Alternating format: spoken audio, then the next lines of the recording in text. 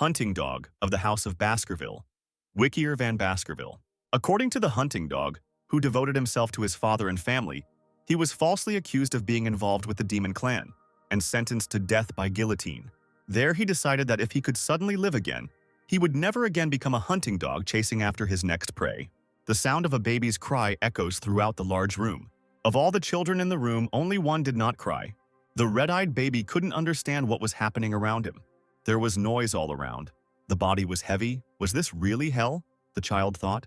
In fact, it was one of the rooms in the Baskerville family mansion. The head of the house, Hugo Le Baskerville, looked with disgust at the children born this year. Worthless bastards. I don't see a single special offspring. Apparently this time we just have a bunch of scum. Hugo's feet, walking between the cots in the nursery, stopped at some point. One child attracted the attention of the head of the house. This child did not cry. Yet among them, there is one who is the least loud. Transfer all the children to the Cradle of Swords, Hugo ordered the servants. The red-eyed, calm child saw the head of the clan, and his gaze immediately became hard. Here he is, the main culprit of my execution and false accusation, Hugo Le Baskerville. And then the child realized that Vicar van Baskerville had regressed to the time when he was a child. Vicar spent his entire life as a hunting dog, growing up in poor conditions due to being an illegitimate child.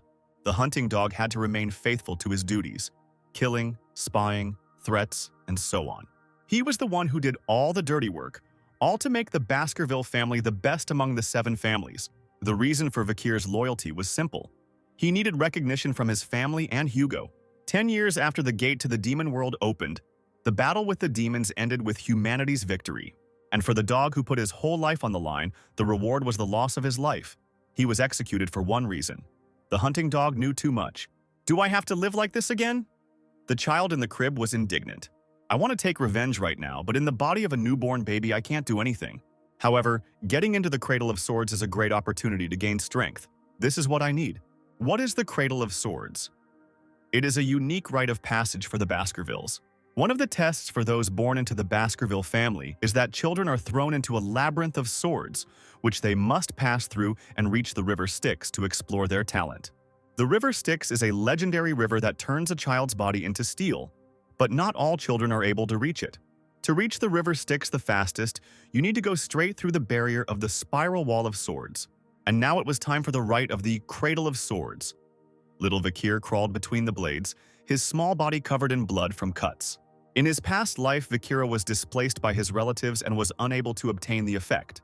The ceremony was supervised by the head of the house, Hugo Baskerville, as well as many of the family's servants. Suddenly, a group of people saw a child walking through a dense forest of blades straight towards the river Styx.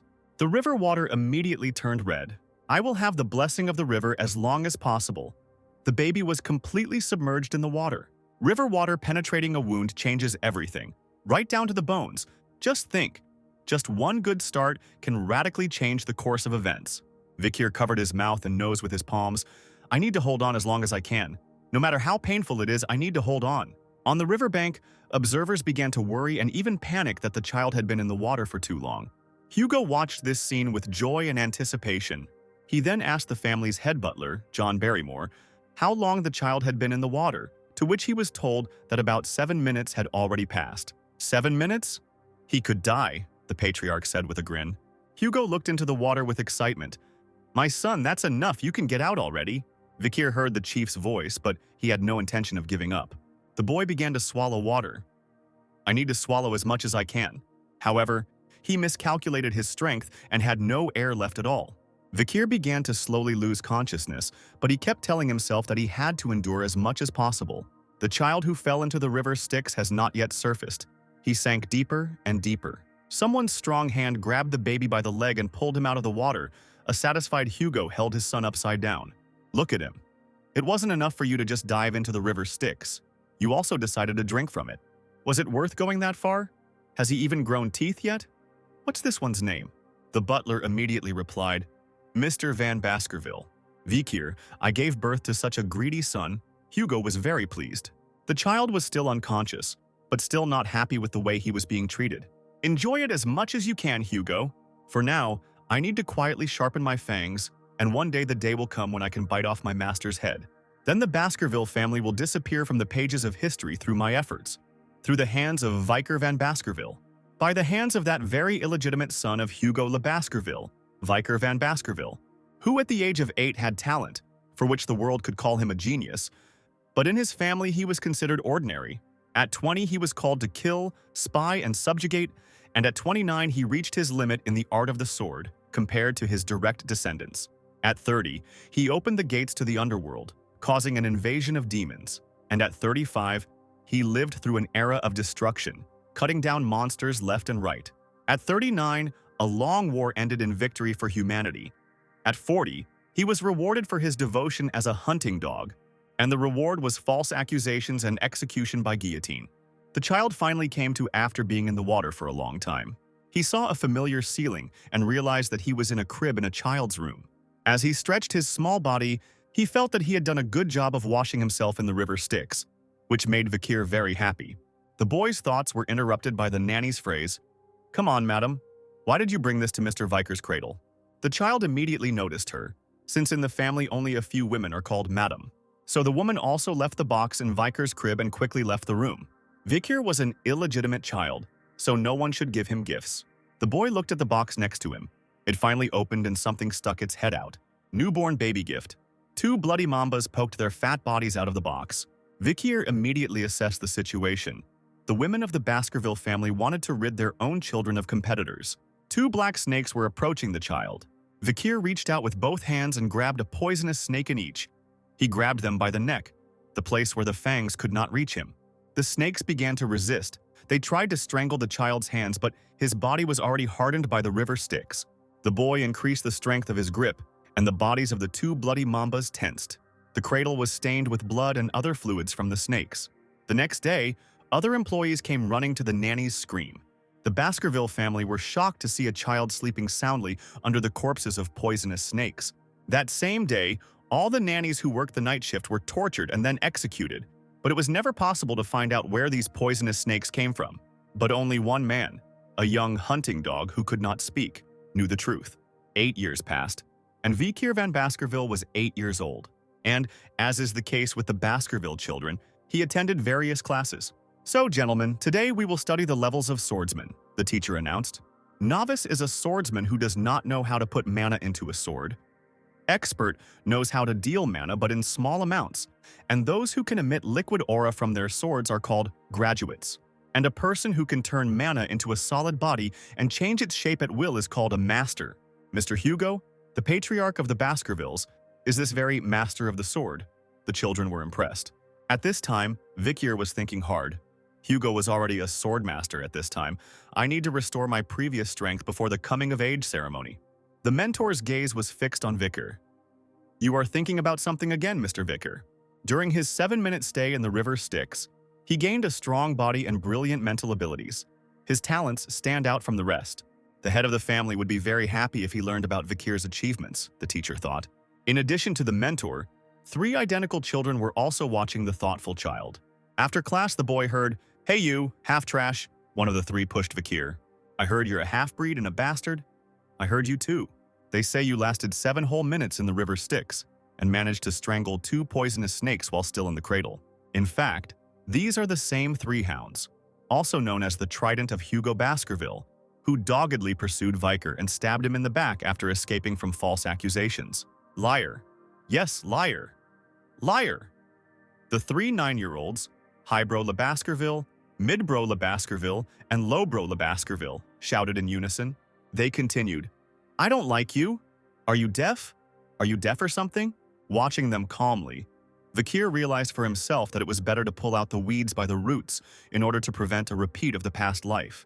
Highbrow, as the most evil of them, stepped forward, threatening with a knife. "I heard that the bodies of those who plunged into the river Styx become like steel and cannot be cut by a blade.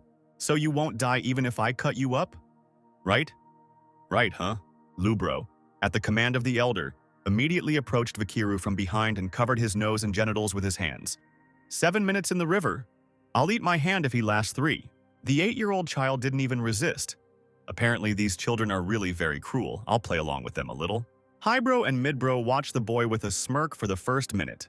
After 3 minutes, their expressions were already a little surprised. However, 10 minutes later they were stunned. Were those rumors really true? Come on, it's so boring. Let him go, let him go. The brother's words were interrupted by a crunch. Lobro looked at his bloody hand and screamed. Vicar spat out the bitten-off finger. The twins began to scream, asking what he was doing. The boy with a crazy look and a smile wiped his bloody mouth. Didn't he want to eat his hand? Ha ha ha ha, I'm not afraid of you at all. Me neither. And I'm afraid. The twins silently stared at the crying third brother. He bit off my finger. Calm down, brother. Let's go to the priest and ask him to return him to his place. Let's go. And who gave you permission to leave? Vicar interrupted the brothers' conversation. This infuriated Hybro, who immediately attacked the boy with a knife. Forgot who's a year older here? The eldest of the three could not believe his eyes. The knife cut Vicar's clothes but did not even scratch his skin. You seem to have forgotten that in the Baskerville family, age doesn't matter as long as you have strength and talent. Vicar grabbed the attacker by the arm and smiled madly. So let's have some fun, brothers. Hybro screamed in panic. So the rumors weren't lying? A fist immediately flew into the face of the screaming older brother. The younger triplets watched as Hybro fell to the ground from the impact, blood streaming from his nose and several teeth missing from his mouth. You're a scumbag. Midbro immediately got into a fighting stance to avenge his older brother. However, he too fell from a strong sidekick from Vicar. Don't be so afraid. You'll have time to get treatment and everything will be fine with you, the bastard standing over them said calmly. But I won't let you out of this room. Otherwise, you will remain disabled for the rest of your life. Although I will be generous and release one of you. Really? Who? The triplets, scared and traumatized, waited with tears in their eyes for an answer. And it's up to you to decide. Vicar threw the knife in front of them. I won't wait long, think faster, the boy said at last. At least one of you has to survive, right? The bastard smiled and closed the door behind him. At the same time, the triplets' gaze suddenly stopped on the dagger in the center.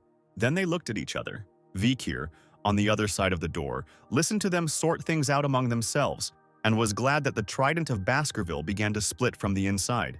Sometime later, in the office of Hugo Le Baskerville, Sir, there has been another bloodbath of the Morgue family at the Ruby Mines, John Barrymore reported.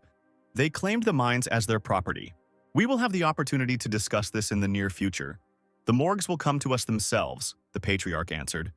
Are there any other reports? On the midterm assessment of infantile character, Mr. Vicar took first place in the written test. Hugo was pleased. When will our school children have their practical test? In 5 days, now the young knights are on a mission to prepare. Sir, I want to tell you something about the Children's Palace. Recently, there was a big fight between young men. And how many died? No, but Mr. Hybro had his teeth knocked out, Mr. Midbro had his jaw broken, and Mr. Lowbro had his left index finger amputated. They are currently receiving treatment and are slowly recovering, but their psychological trauma appears to be very serious. They are so close to each other. How did this happen? 8-year-old Mr. Vicar brought them to this state. Hugo called the bastard to his office. After some time, the boy stood in front of his father in the office with an innocent look. You've grown a lot, Vicar. Hello, sir. Sir? Well, okay then. I heard a rumor that you maimed 3 9-year-old high school students, the boy replied innocently. I believe they received proper medical attention after that. I'm not talking about physical trauma.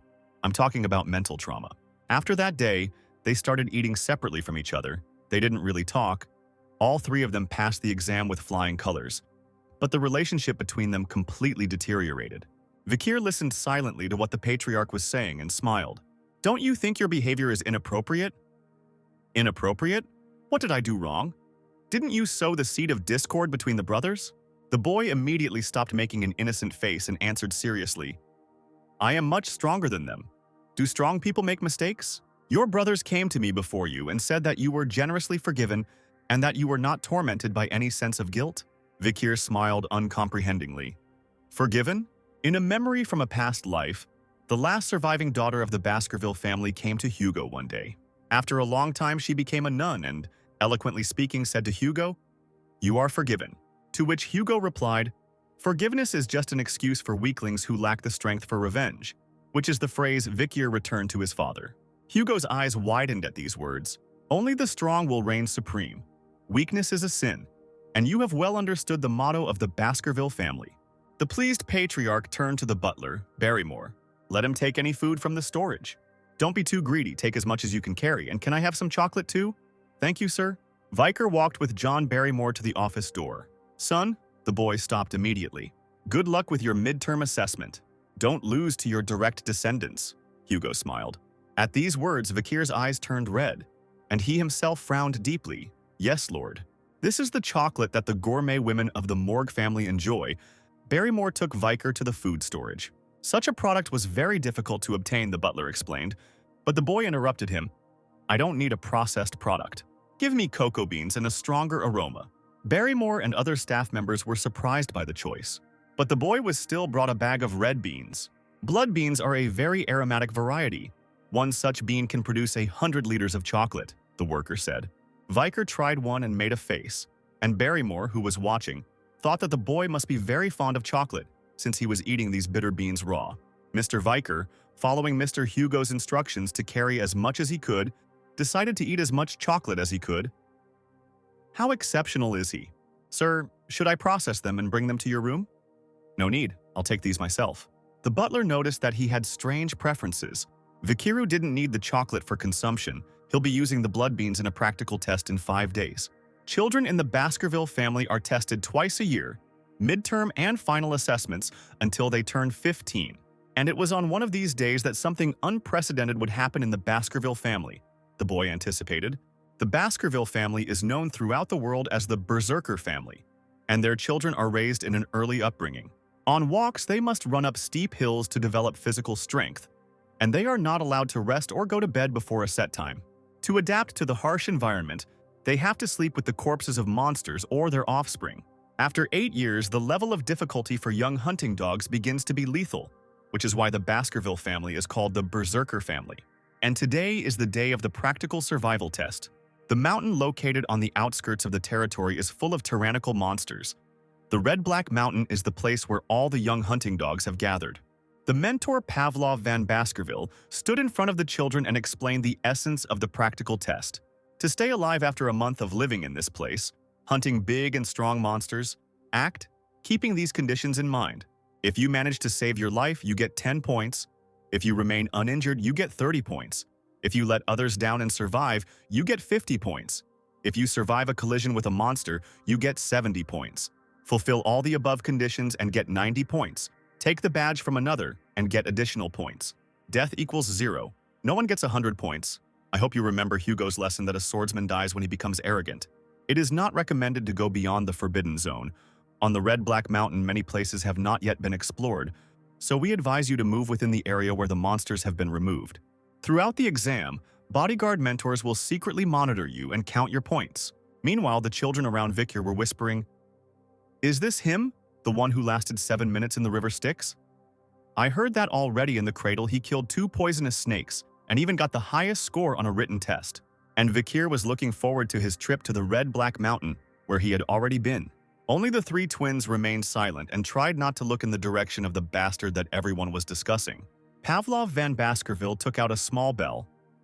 The exam will begin at the signal of the bell. Good luck to everyone. The mentor shook the bell and began the practical test. All the children ran in different directions. Someone wanted to take a more advantageous place, which he noticed in last year's exam. And some people would form a group and together they would chase others to take away points. Highbrow, midbrow, and lowbrow, despite their differences, also united. Pavlov lit a cigarette and watched the children from his place. In this exam, killing opponents is not recommended, but it is not prohibited either. When you kill an opponent, points are deducted, so everyone will try not to kill manually. I hope there will be as few casualties as possible. The mentors will look after you. One of these mentors secretly watched Vicar from afar. The border with the Mihajim district. Where are you going, Mr. Vicar? Maybe he is a genius who has been different from others since childhood? I wonder what skills he will show us. After a long journey, the boy finally stopped at a huge tree. What do we have here? It's good that the ground is so soft. Vicar walked with a stick and felt the soil. Then I'll decide where I'll stay for the time being, the boy spoke to himself out loud. So where can I enjoy my vacation? His mentor was shocked by this. Vicar prepared firewood and materials for a hut. Meanwhile, others fought among themselves. Vicar, having set up a camp for himself, periodically obtained food for himself. While Hugo's Trident was fighting another strong monster, Vicar was lying down and resting in his hut. His bodyguard did not expect such behavior from a genius. How many days has he been resting in this hole? Has he only been getting food and firewood? Or is he hiding here to while away the time? Are the rumors of his genius false? If he continues to hide here, what's the point of guarding him? The boy was enthusiastically busy with his own affairs, not at all showing that he was watching his mentor. Finally, he waited for the moment when the bodyguard got tired of watching him and left. Vicar watched the fire and recalled the events of his past life. One of his subordinates told him during one of his missions that blood bean cocoa beans were the best remedy for removing meat weeds. The boy returned from his memories to the present. The one who was bothering me finally left, and I finished the preliminary preparations. Well, let's start preparing for the hunt. Vicar smiled and looked at the holes he had prepared. A few days later, Vicar crossed the border of the forbidden territory. He was in uncharted territory. The boy looked back. During my reconnaissance days, I often visited these uncharted territories. My nose stings from the smell of burning. These are burnt tree roots. I'm sure his habitat is somewhere around here. Vicar's gaze immediately caught on something. Found burning feces. In a blackened pile of manure, a fire still burning, not yet extinguished. The boy knew that there was only one monster in the area that defecated like that. And then a loud growl was heard. I thought you were boring during my intelligence days. Glad to meet you again. Seeing what I wanted, said Vicar. Before him stood a Hellhound, a dog whose skin was completely covered in fire. There wasn't much information in the encyclopedia about this monster. A B+ class, 3 meters in size, also known as the Hound of the Underworld. This creature will definitely bring terrible misfortune to those it encounters, and if it is bitten once, it will never survive. The fiery stream of sulfur that bursts from the eyes and mouth comes from the depths of hell, and does not go out until the life used as fuel is completely burned. In his past life, Vicar almost caught him when he was not yet 18, but now he is only 8, and this confrontation was still unequal, but he knew a way by which even a child could defeat the Hellhound. As soon as the Hellhound saw Vicar, it lunged at him. The boy dodged, rushing to intercept the Hellhound that ran past and found himself on the side. The Hellhound's first weakness is that it can only move in a straight line and has difficulty keeping up with sudden turns. The hound stopped, turned around and growled. Vicar opened a bottle of water and poured it in front of him. The Hellhound's second weakness is that otherworldly monsters can't stand water, even shallow water. Under such conditions, its speed decreases and it begins to approach, revealing its deadly abilities. Since this monster can do nothing but run in a straight line, the Hellhound had to run around the patches of water scattered on the ground. And the weak point when running is the open mouth. Vicar took advantage of this and threw something into the monster's mouth. After another attack, the boy dodged and looked at the hound. The effect was immediate. The hound began to stagger. The Hellhound fell to the ground. Chocolate is poison for dog monsters. Foam came out of the dog's mouth, a red kidney bean, from which you can make 100 liters of chocolate. There is no need to talk about its effect. Vicar grabbed his sword and grinned. The Hound of the Underworld couldn't handle the chocolate. The stomach and heart are primarily affected, but they are protected by hard ribs. My target is the weak spots that are not protected by them.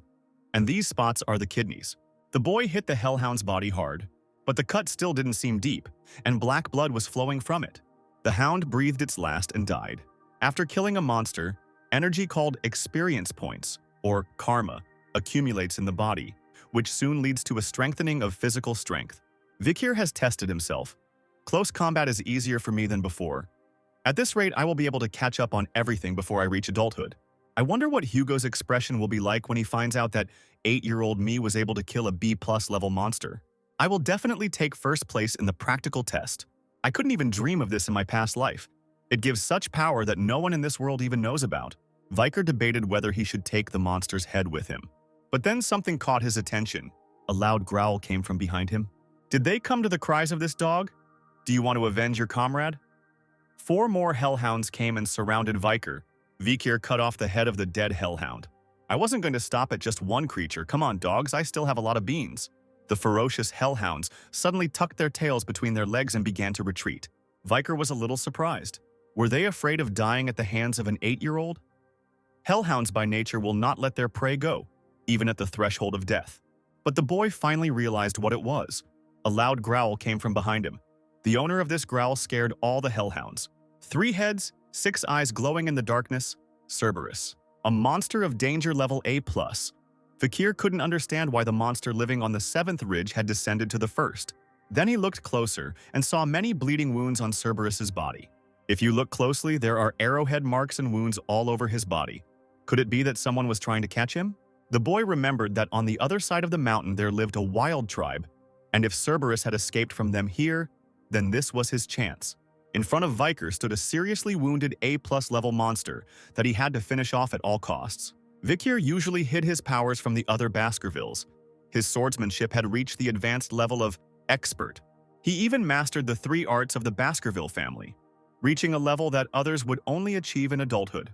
Vicar took out his sword and, covering it with mana, attacked the Cerberus. The boy's blow hit one of the 3-headed dog's heads.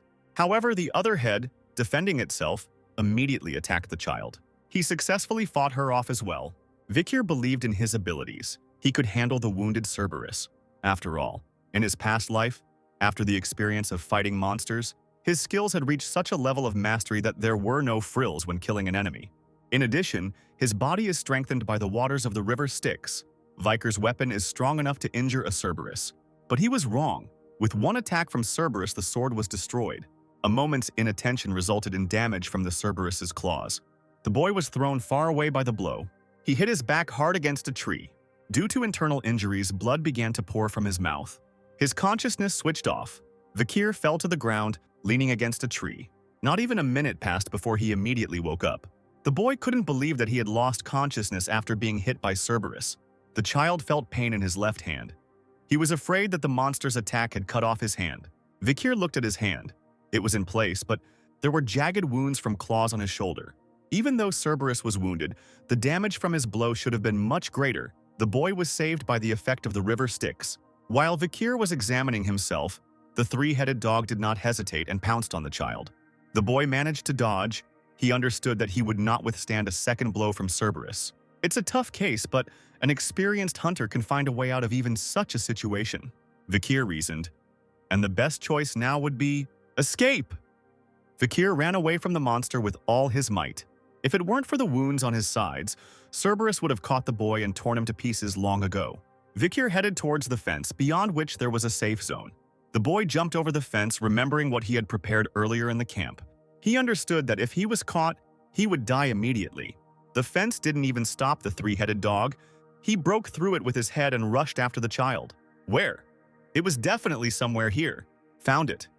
Vicar saw the place where his camp had been before. Just a little more. Just a little more.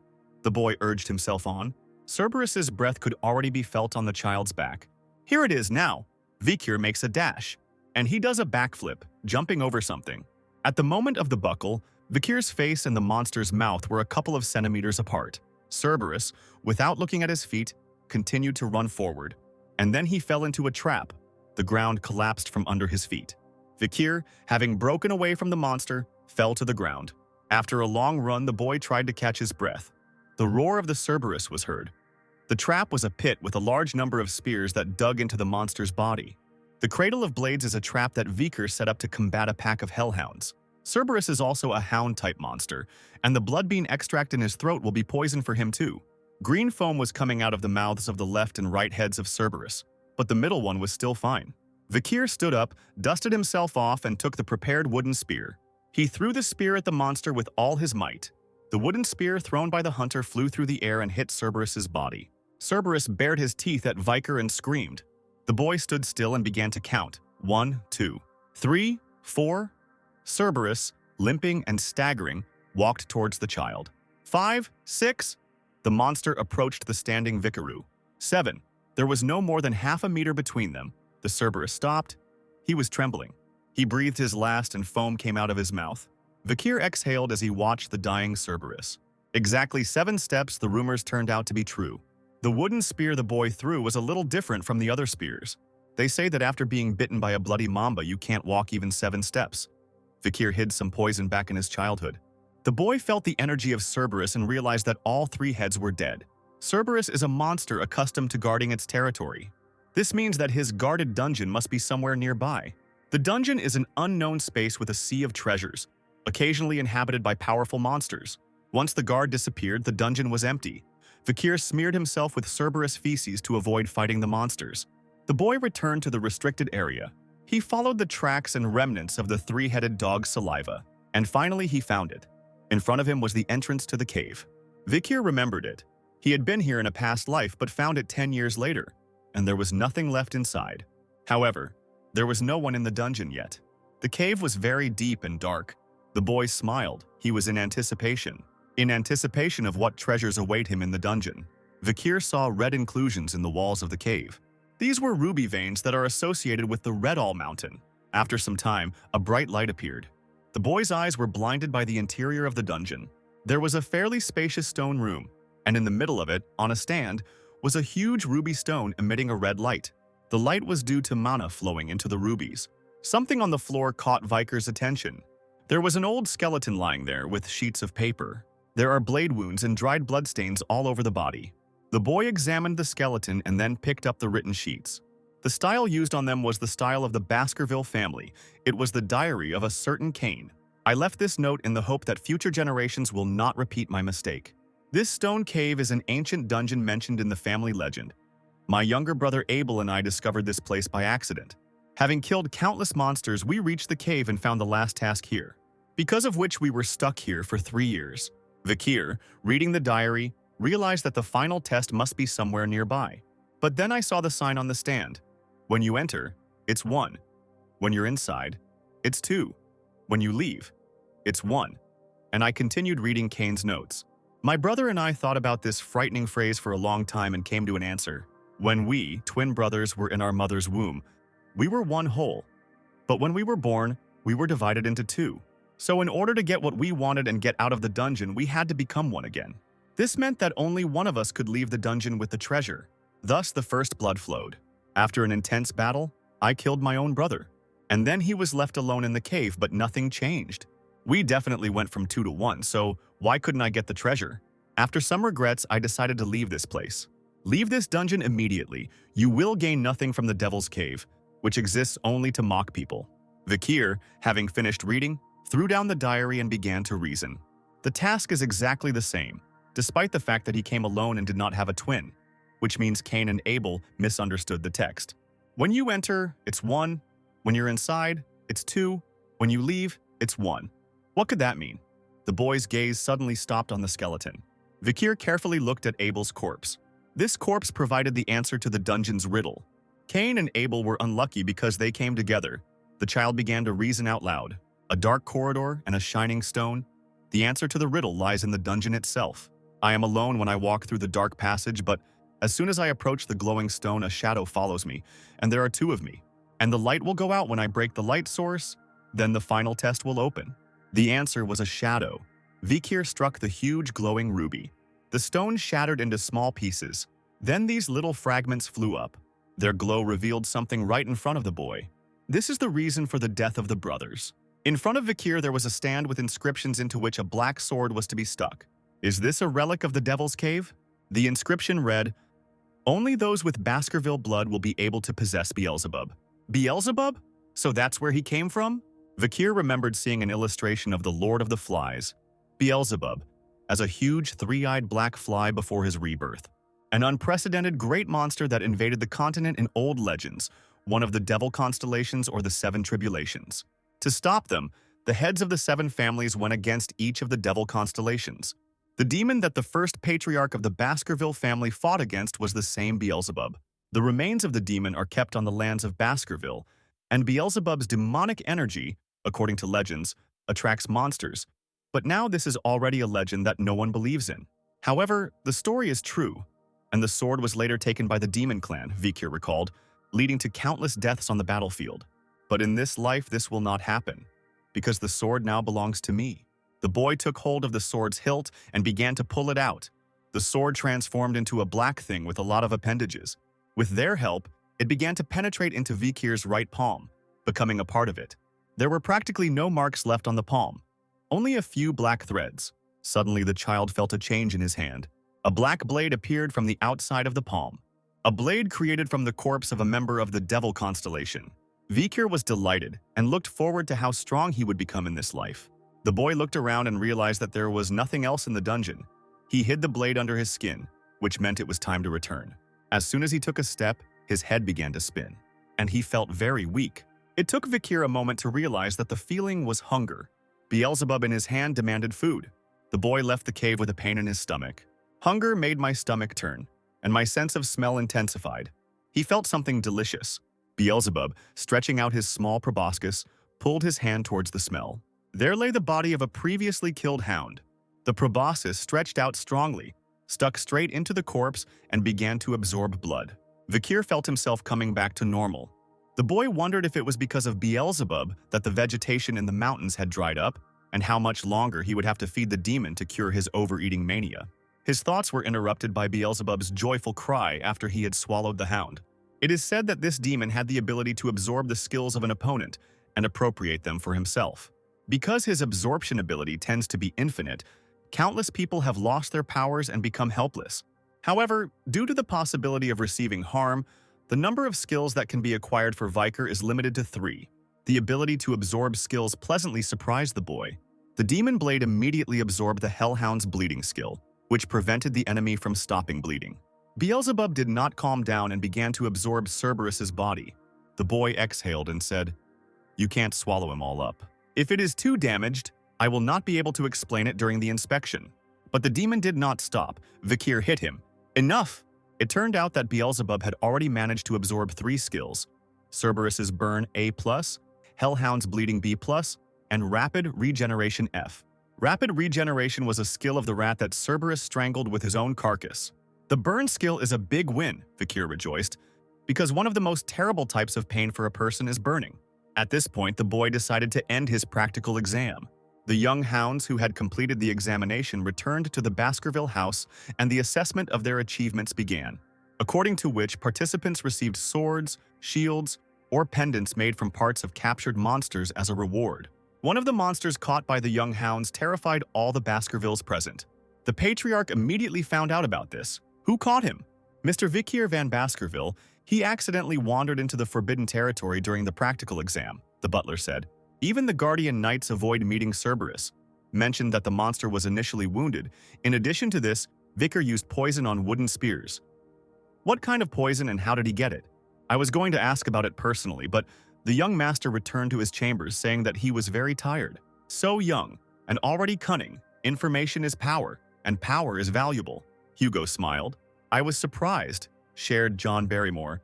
Such a young child was born not among direct streams, but among the Vans. You don't know, I'm different from the previous heads of the family. I don't look at the hound's pedigree. The most important thing is talent and courage. Even among the hounds with a great pedigree, there is a loser, do you understand me? The butler wondered if Hugo was worried about his second son, who was going to isolated training. Then he replied, "Excuse me, I will call Mr. Vicar." And now the boy was standing in his father's office again. "I heard you killed Cerberus during the midterm. How did you do it?" I shoved chocolate down his throat. It is poison for dog-type monsters. Barrymore was surprised by their style of communication. It was not at all like a conversation between a father and son. The butler was told that you did not answer questions about your method of murder. Why? Because I will answer only to my master. Well, who is your master? Since I am part of a clan, it is logical that my master is the head of this clan. Well done. As a reward, I will give you the corpses of the monsters that you killed. If you want something for first place in the ranking, say so. I want to go to the Manson Library. It was the largest library in the empire, located in the very center of the Baskerville family mansion. The Manson Library, you say? You ask for this, although you know that only blood relatives of the head can enter it? If it's not possible, I give up. Vicar was already preparing to sneak inside. But Hugo unexpectedly gave his permission. Go to the deepest part of the library and read The 6 Fangs of the Baskervilles from the 6th Control Zone. The boy was extremely surprised. Previously, illegitimate children had no opportunity to reach at least the 4th level of the Baskerville Fangs technique. The patriarch is currently at the 7th level, but in his previous life he could bear 9 fangs. I have not yet forgotten the contempt with which I was treated in my past life. In this one I will surpass Hugo. I will be able to receive the allowance of the head of the 7th generation clan who defeated the Devil Constellation. It was Hugo de Baskerville who would give me this book. I look forward to your results, thank you. I will exceed your expectations. There was a guard at the entrance to the Manson Library, but Vicar entered there without any problems. Library of 10,000 messages, this is my first time here. The boy looked around. Ripping incisors, piercing fangs, all the books I so desired to obtain in my past life are now right in front of me. Baskerville illegitimate children will never be taught techniques higher than the 4th, so that they do not bite their master. It is a kind of defense mechanism of the family. In front of Vicar stood a book, wrapped in chains and locked with a padlock. Who would have thought? Hugo would give me the key to this book with the 6th technique. Well, They allowed me to do this on the assumption that an 8-year-old wouldn't be able to remember everything in one day. But in my previous life, I studied the theory above the fourth one for a long time to reach the fifth technique, huh? After drawing the fourth tooth, you need to stop the flow of mana, so that's why I couldn't get the fifth tooth. The Baskerville sword art had teeth, depending on the stage of mastering the sword. 1 tooth means the first technique, 2, the second, and so on. I'm not interested in the 6th technique. Vicar started leafing through the book. I came for another reason, because I want to get a higher level. Eh? Young Master Vicar? Leaving already? The guards noticed that the boy had left the 6th control zone. If you forgot something or got lost, we can help. I have already finished what I came for. Already? Why don't you stay a little longer and look around? Don't worry, I'll read some other books before I go. As soon as Vicar left, the guards began to whisper, if I were him, I would read the books on sword art in the depths of the library. Doesn't he realize their value? Let them think what they want. They just don't know that there is a treasure hidden among the dusty books. With these thoughts, the child explored the bookshelves. After a long search, he finally found the treasure. It was a tattered manual called Ambush. Ambush, I'm sure this is the same book. A book about the basics of the first technique, which the Baskerville children do not read. Because of the torn pages, it is completely useless. But I know its true value. In a past life, together with a squad of hounds, I found a strange relic in the dungeon. It was a page from a book of sword art, just one page. The page was written in the Baskerville style, and Hugo thought it worthwhile. After searching, they realized that this was a page from the book Ambush, which was written by the ancestors of the Baskerville family, and the 10th technique was written in it. Hugo, in a frenzy, sent out hounds to search for the 6 missing pages. Having discovered that they were in the hands of the 6 great families, Hugo declared war on them. After many casualties, all the lost pages were handed over to Hugo, and the only reward for all the work I had done was praise and death. Because of this, Hugo reached the 10th technique, and only a mountain of hound corpses remained beneath him. It was a stupid life, this time it won't happen. The hound that collected all the pages was me, so I remember the contents of all the missing pages, but I couldn't read the book itself. Well, in the eyes of others, this book may indeed seem completely useless. But once the torn pages are put back in place, the false and misleading information is transformed into a masterpiece. In my past life, I reached the highest level of the 4th technique. I need to reach this level before I turn 15. Vicar sat down on the floor and began to study the book. Night fell, then dawn. The boy, without changing his position once, continued reading. But finally he stopped and closed the book. I was able to remember the entire contents of the book. Vicar made sure there were no guardian knights nearby. Then he stood in a more or less free place and closed his eyes. The boy, realizing that he was currently too young for the 10th technique, decided to train to reach the 5th tooth. In his thoughts, a man stood before him. Vicar coated his hand with mana and swung it at the imaginary faceless man in the throat. It was Baskerville's first tooth. Then he drew each tooth in order, 2nd, 3rd, 4th, and then again in a circle. The higher the equipment number, the more complex and deadly the strike was. The boy did not stop. He was not allowed to stop. He recalled his past life. Even after all his efforts, Vicar could not obtain a suitable level of sword technique. And there was one reason for this. He was a bastard. Vicar refused to live like that again. The boy attacked the imaginary person again and again. In an instant, this faceless man took on the appearance of old Hugo from his past life, and immediately it was covered in red stripes. Each of the techniques cut into Hugo's flesh, eventually leaving nothing behind. Vicar was very tired from such a long training session. He was still not satisfied, breathing heavily, but he still managed to achieve the 5th technique. Vicar was so happy to reach the 5th technique that he almost cried. With a speed record in the history of the Baskerville family, the teeth of the young hound rushed towards the soul of his master. After constant practice, the boy was able to succeed in drawing the 5th tooth. Along with this, the volume of his mana also increased, which meant that he had reached the next level. His aura became fluid. This is the sign of an expert level. Vicar became a low-level sword expert swordsman. At 8, he achieved the result he achieved at 30 in his past life. Experts are on a completely different level compared to advanced swordsmen. The aura becomes fluid, making it easier to use. Vicar was happy with the result achieved. Piercing Fang gave the boy an advantage to become stronger in a short time, but this technique has its weaknesses. But Ambush is a perfect sword technique that smoothly transitions from attack to defense and has no flaws. With practice, Vicar can qualify for the intermediate level of sword expert. The only question the child asked was how much it cost to show Hugo. You can't show too much or too little. You need to give Hugo something to be interested in so he can reach the right level. The boy put the book on the windowsill and then took a small magnifying glass out of his pocket. Having placed it at an angle next to the book, he began to wait. The book caught fire, and Vicar grinned. Now it will be difficult for Hugo and the others to reach the 10th technique.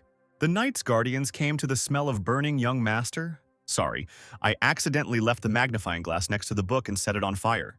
You don't have to worry, glad it happened in the area with useless books. Yes, I doubt that book was of much use.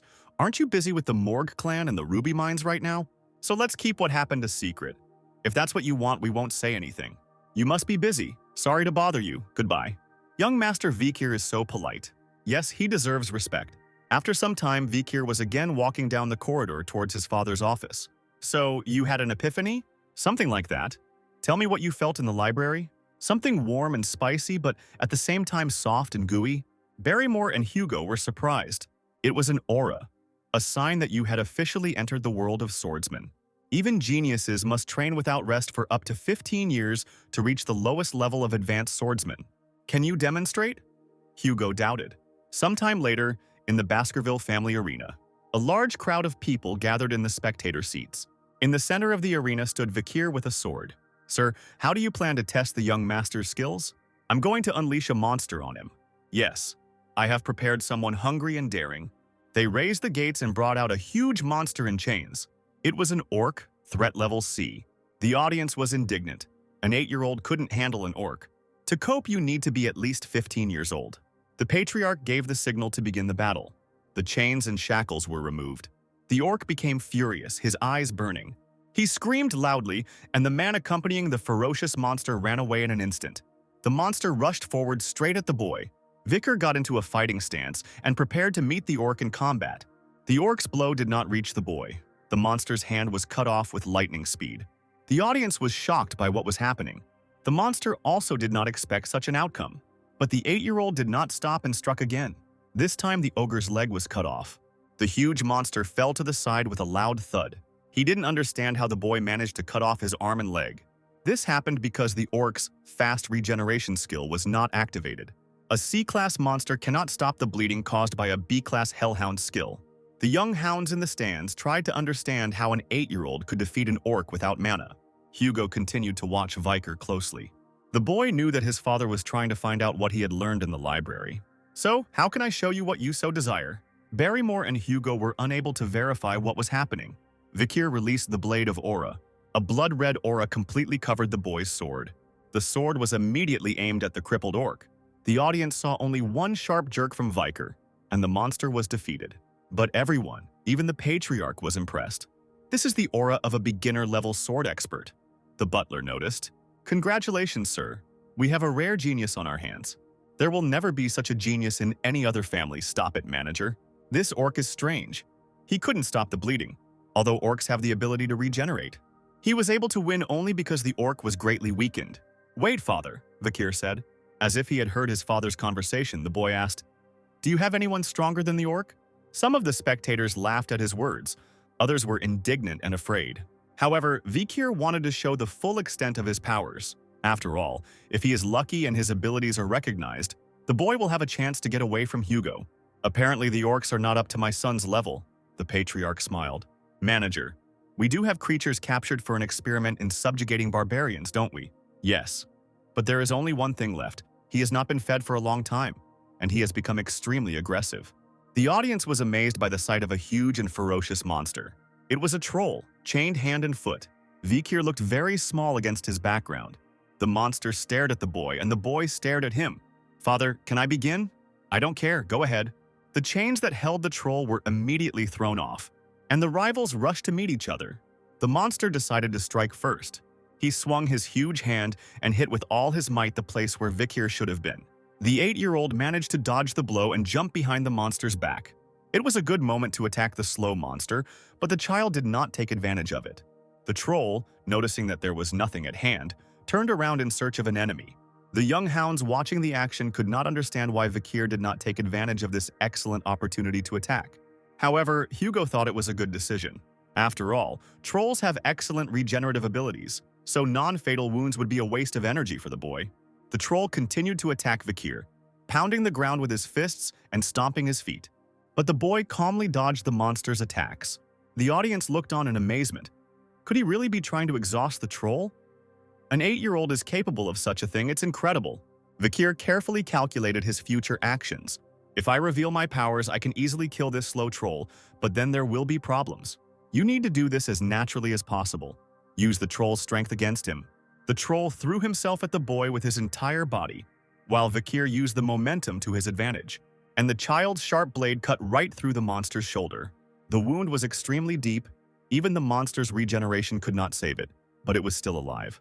Due to the bleeding skill, the troll would die after some time, but this did not suit Vicar. You can stop. If you continue, you will put yourself in danger, Hugo said.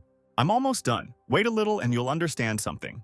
I'll give up if I can't kill him with my next attack. Have it your way. Vicar stood in front of the enraged monster and concentrated on his sword. A blood-red gaseous aura surrounded the boy. The scenario that Vicar wanted to show to those around him was the attainment of enlightenment during a duel and the transition to the next level. All the boy could think about at that moment was what Hugo's reaction would be when he saw everything.